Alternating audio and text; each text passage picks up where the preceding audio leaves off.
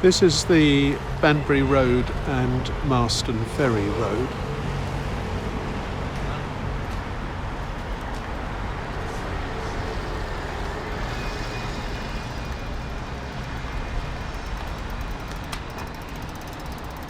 I'm going to turn round. I'm now standing facing east along Marston Ferry Road. So the road goes down and eventually connects with Charwell Drive at the entrance to Old Marston. And I'm going to walk along it for a bit. This video is about Marston, the Victoria Arms pub, and a little bit about Inspector Morse too.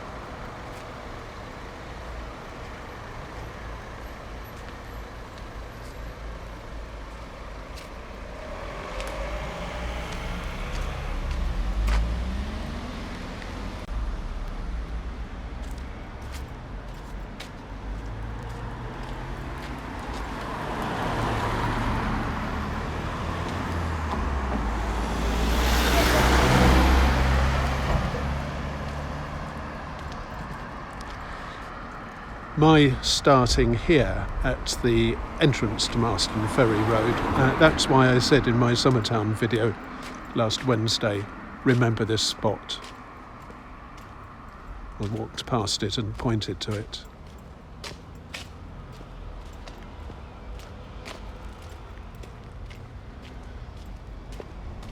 I was really just waiting for a nice sunny day, or at least a day that passes for nice in Britain, when I could go where I want to go.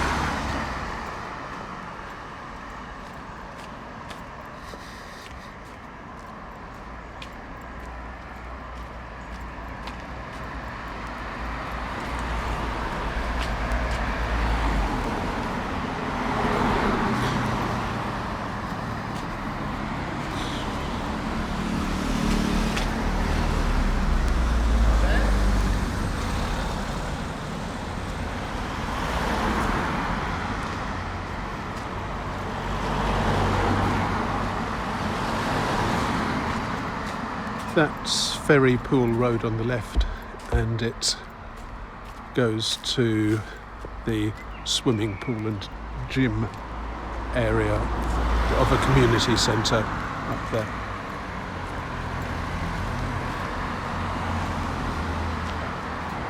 Then the next building is a large school, the Charwell School.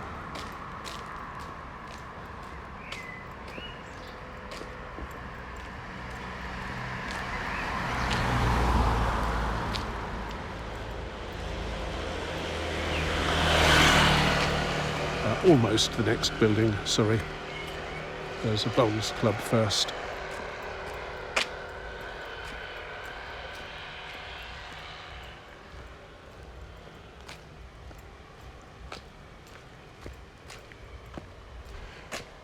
That's the Charwell School, the 1960s or 70s looking thing in the background.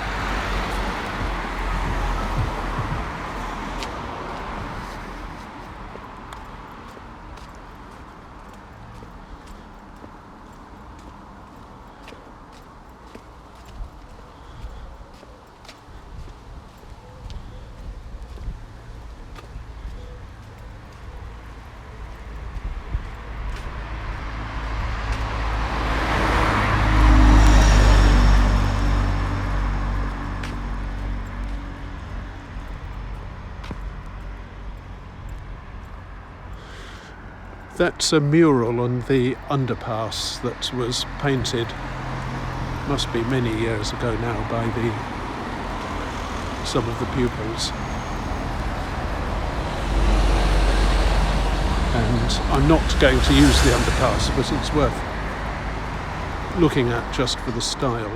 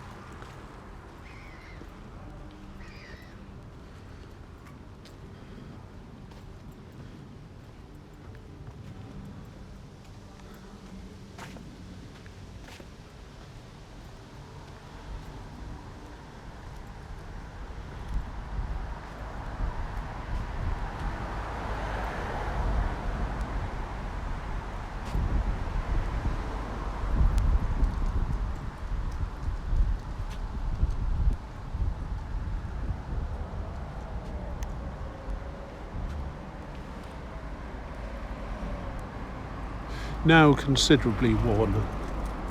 Much of the surface has worn away.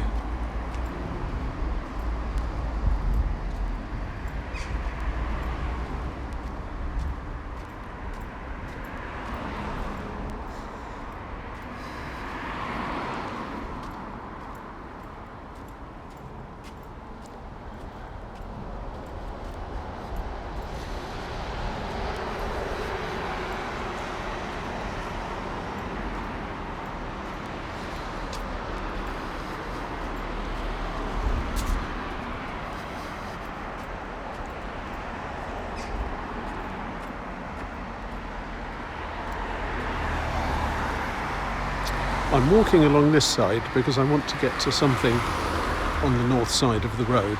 It's not particularly safe.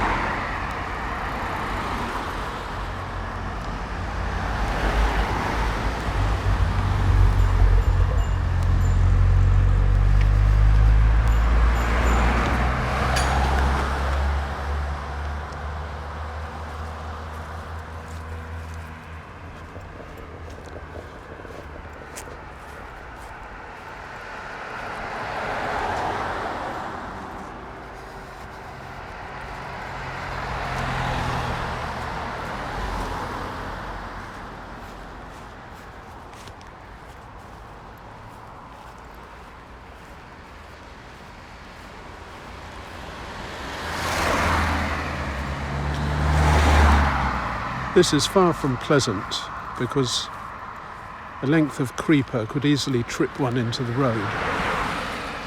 And you have to wonder, the council know that there's an allotment coming up on the left, which people are going to want to visit. After all, it's the council who make the rental arrangements for allotment plots. So how is it that they're so bad at providing any sort of path to it?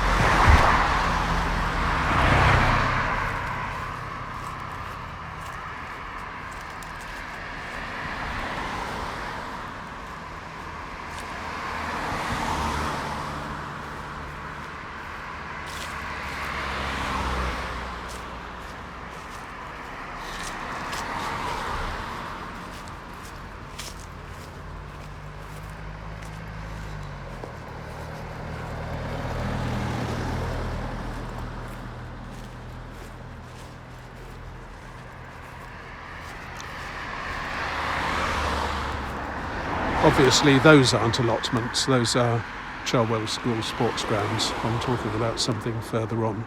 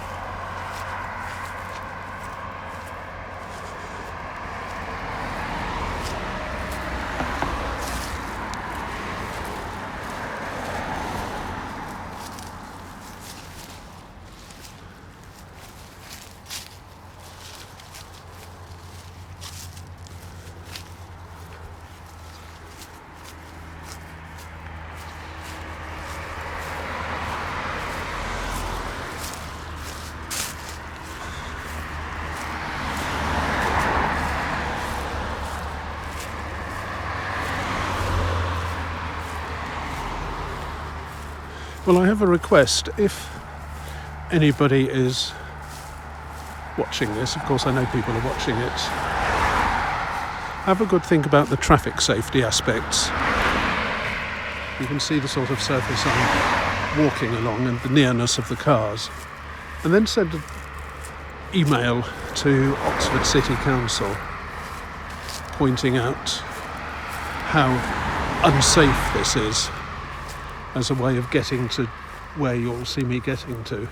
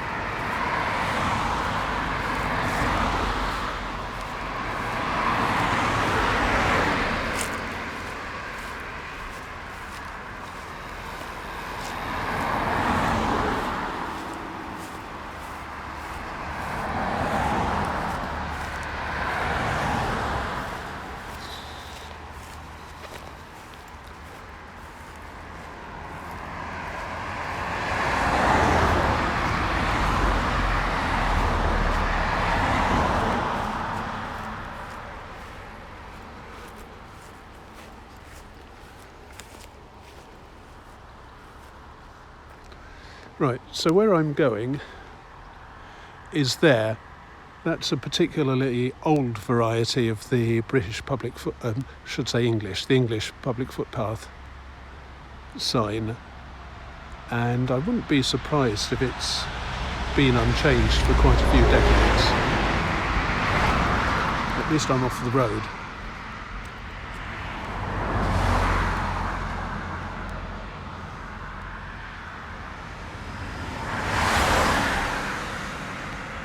Oof.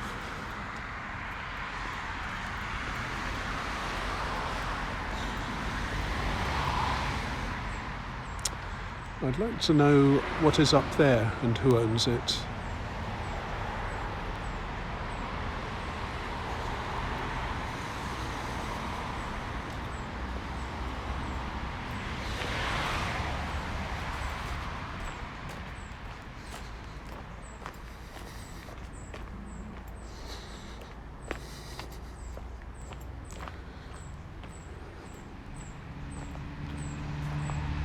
Those are allotments and some nice flowers visible in the distance.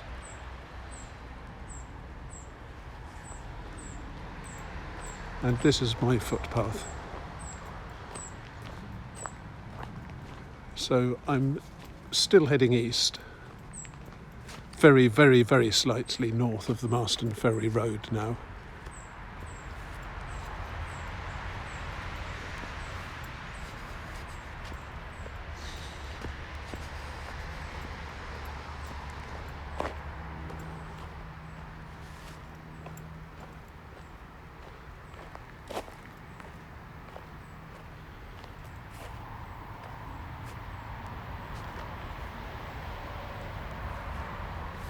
Okay, right, I'm going to skip that because I don't fancy getting close to those cows.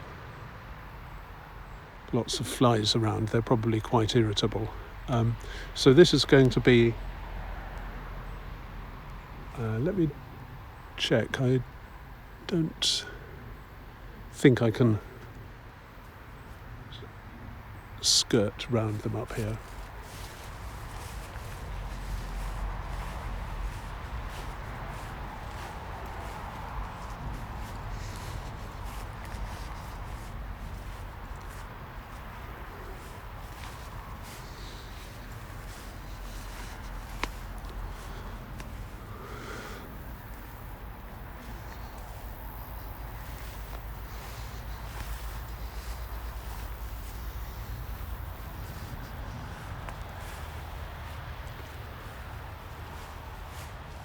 I once stood in Wolvercote Meadow near the bridge, and there was one cow. kept looking at me and licking its lips, which was most off-putting.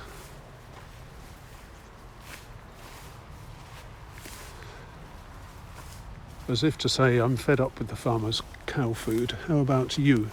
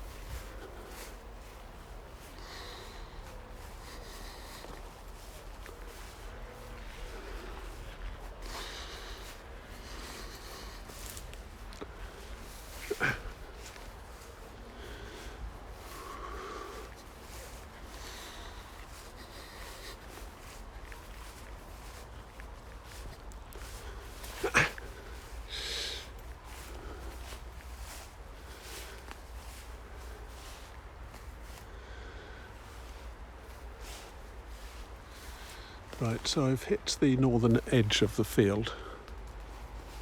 Ouch.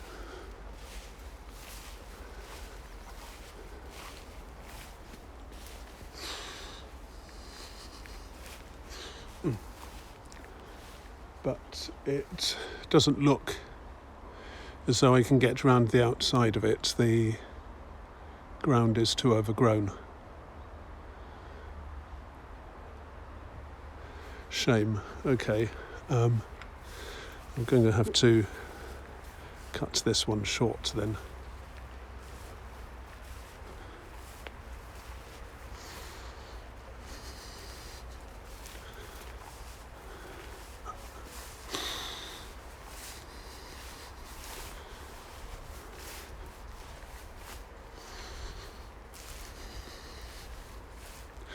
Last time I came through the field, there weren't cows in it.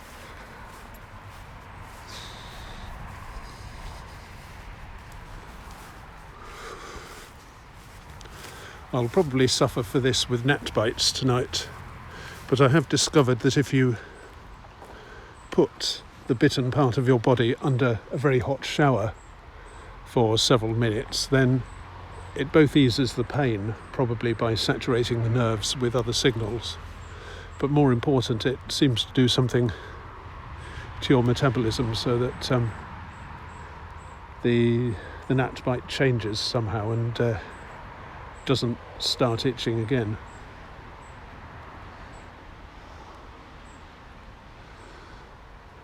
That's a very active cow.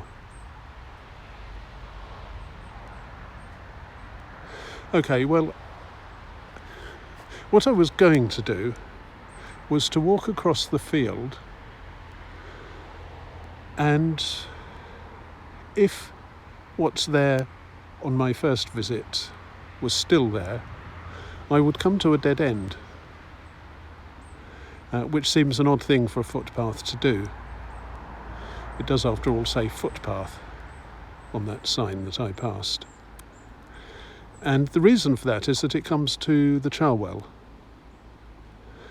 If you look either side of the path where it ends, there are, or at least were, some pieces of metal which I presume were mooring posts for a ferry.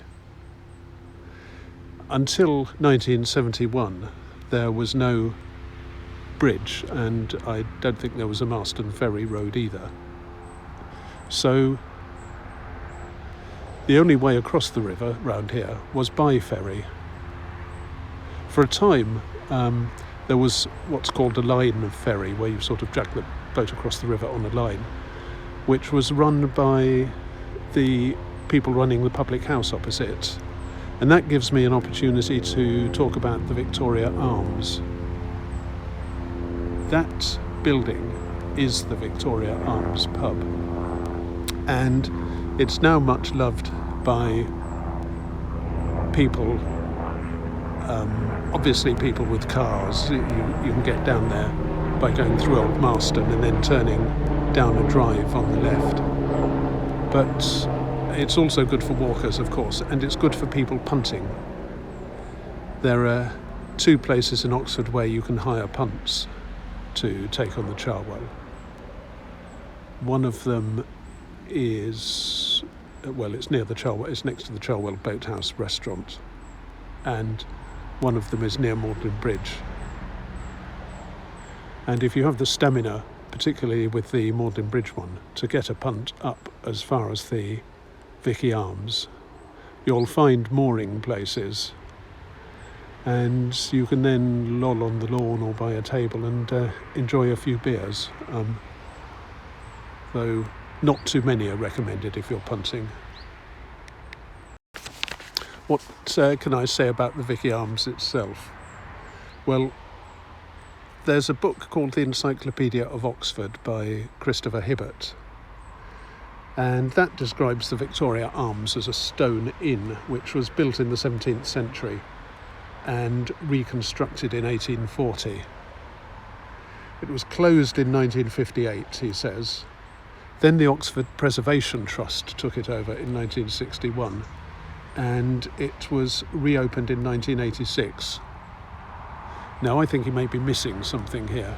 I'm pretty sure it being opened before 1986. And Wikipedia implies that it continued to be a pub after the Oxford Preservation Trust took it over, and then Wadworth's, the brewery, refurbished it, and for a time it was run by a couple called Fred and Ruby Elkins. And apparently they also operated the line ferry, enabling, amongst other things, I presume, some of their customers to get to them and back.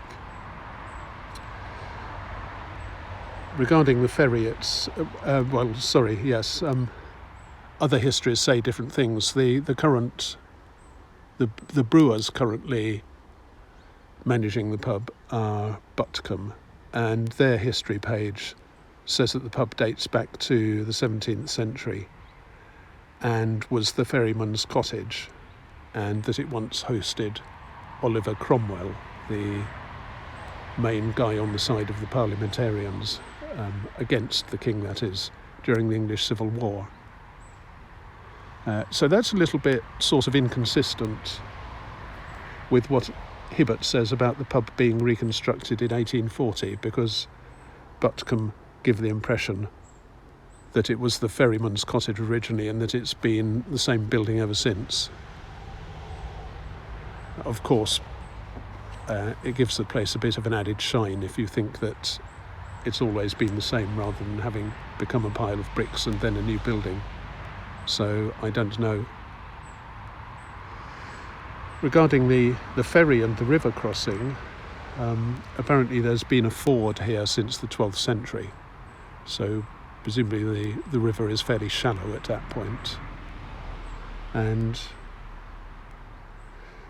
there must have been a ferry in the 17th century, from what Butcombe say, and from what Wikipedia says.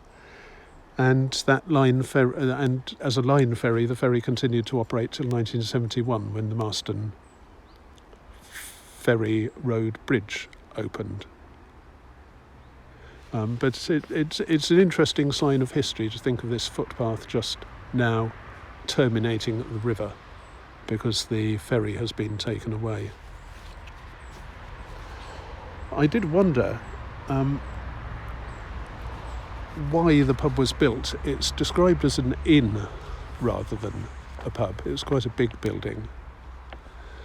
And I'm not sure if there's an exact distinction, but my impression is that pubs were just little buildings for locals, possibly not much more than a shed with some means of producing beer in it, whereas inns were intended to help travellers from some distance away.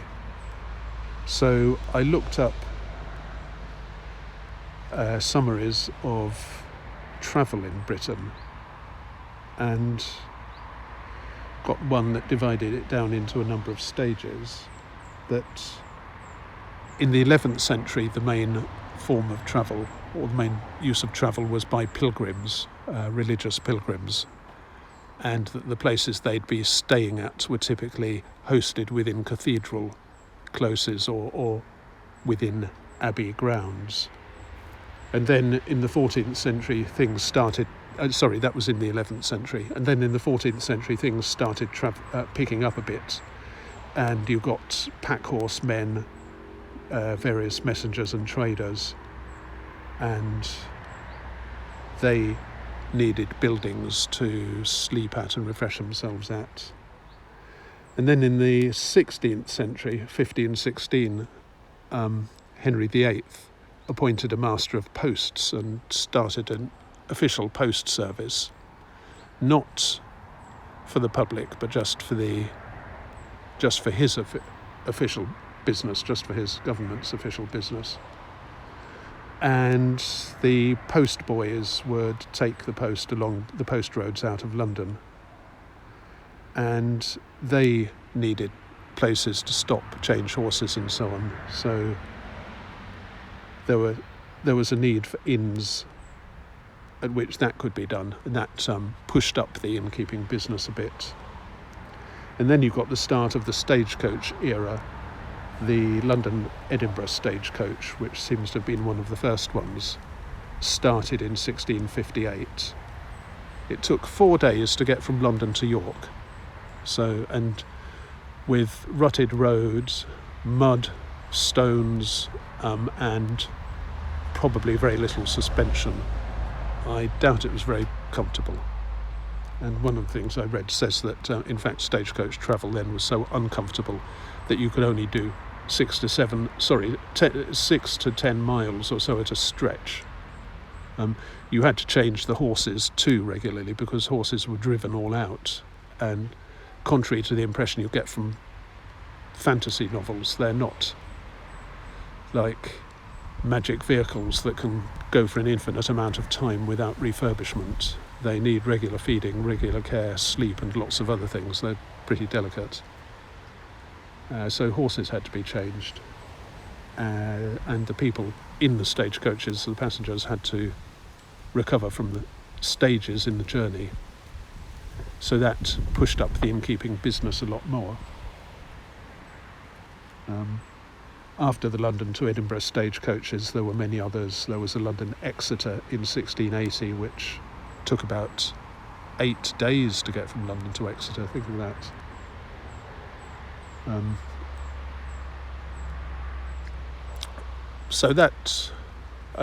So what I was trying to think was, why would the Victoria Arms be built then in the 17th century?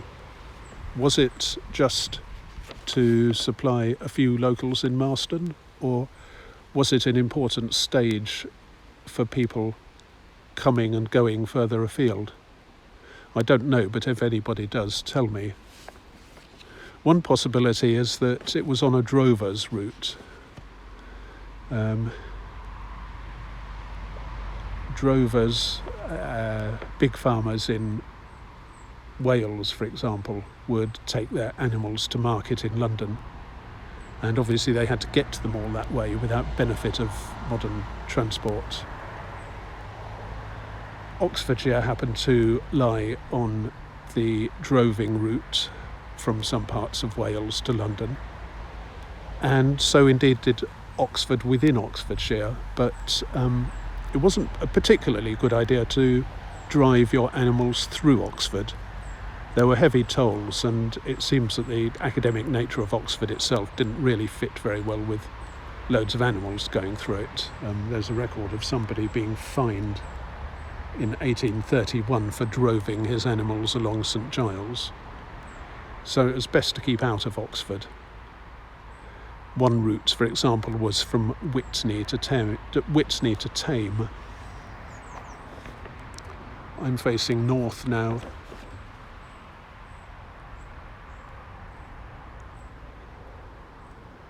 Whitney is somewhere over in that direction, about 4 miles away, and Thame is somewhere off to the right, about 8 to 10 miles away. So that's a route which bypasses Oxford.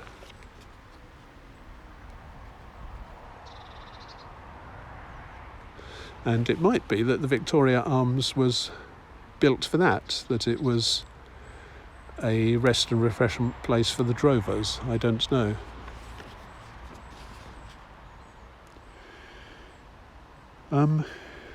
Well, there's one other connection.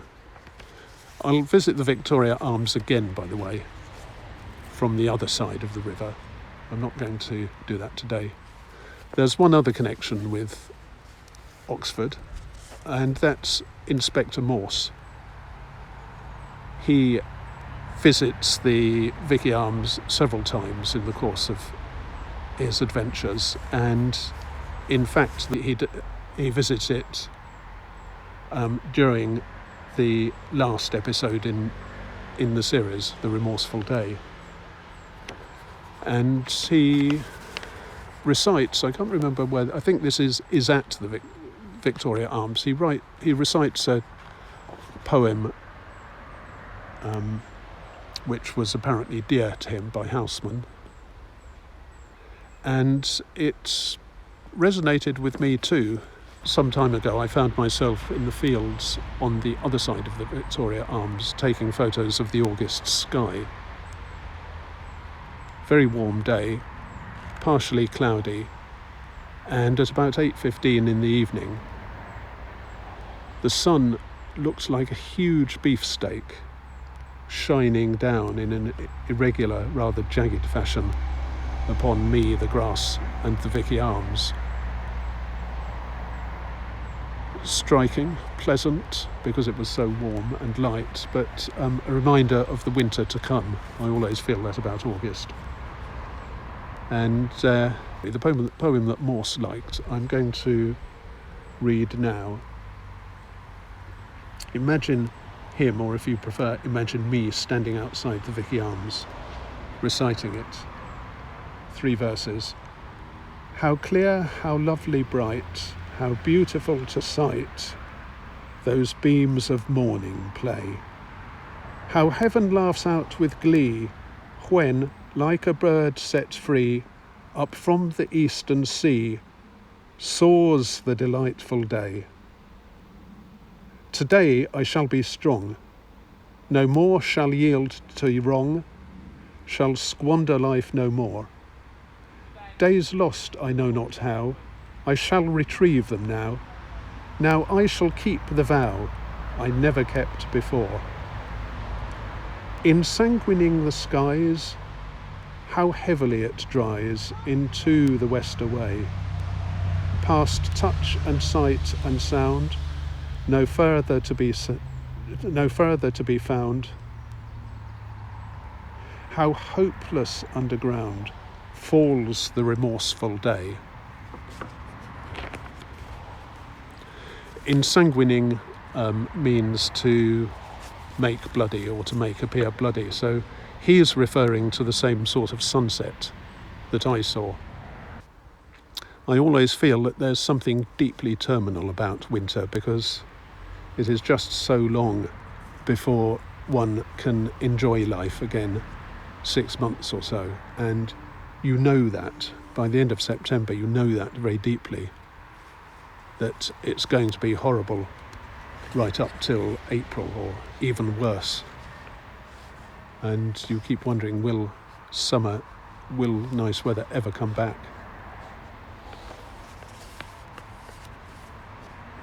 So that's the Victoria Arms, that's the Remorseful Day, and I'll see you again.